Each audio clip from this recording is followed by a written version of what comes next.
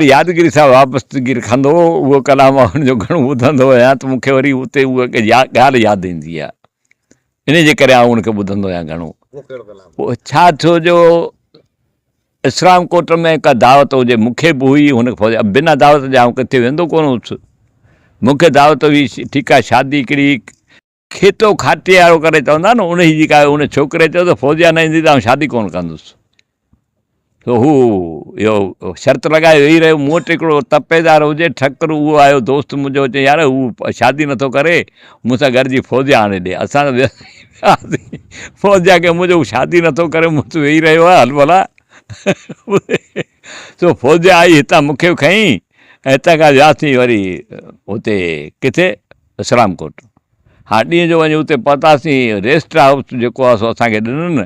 हिन सां गॾु जेके साज़ंदा तिन, जेको इस्लाम कोट शहरु ॾिठो कोन हो, हिननि चयो त असांखे जेको आहे सो शहर था घुमणु वञूं ऐं अवां हिते वियो। त फौजिया चयो मूंखे निंड पई अचे, मूंखे हिन ओजाॻिया, वरी राति जो बि ॻाइणो पवंदो, ऐं सुम्हां थी। त चऊं बिलावल अकेली त कोन वेंदी न, तूं हिन वटि वेह, ठीकु आहे। त आऊं वेही रहियसि, मुंहिंजो मूं इस्लाम कोट अॻे ॾिठो आहे, ॿिया सभु विया हलियासीं, ॿ रहियासीं, आऊं आहे फौजिया। सो फौजिया चयो त हाणे मूंखे निंड थी अचे, दरवाज़ो ॿाहिरियों बंदि करे छॾ, आऊं सुम्हां थी, को माण्हू न अचे ठुक ठुक करे खाम खाजो, तंहिंखां बहितर त आऊं सुम्हां थी।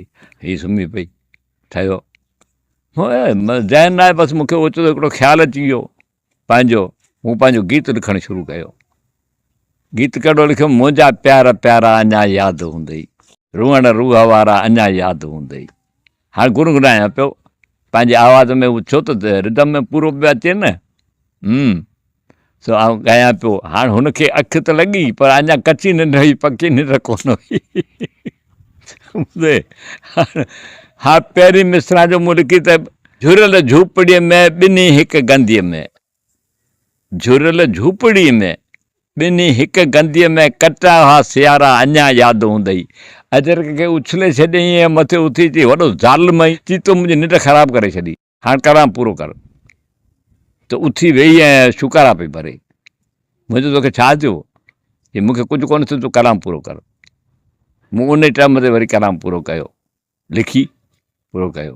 कॾहिं चंड सितारनि खे तो ज़ामिन ॾिनो हो, उहे चंड सितारा अञा यादि हूंदई।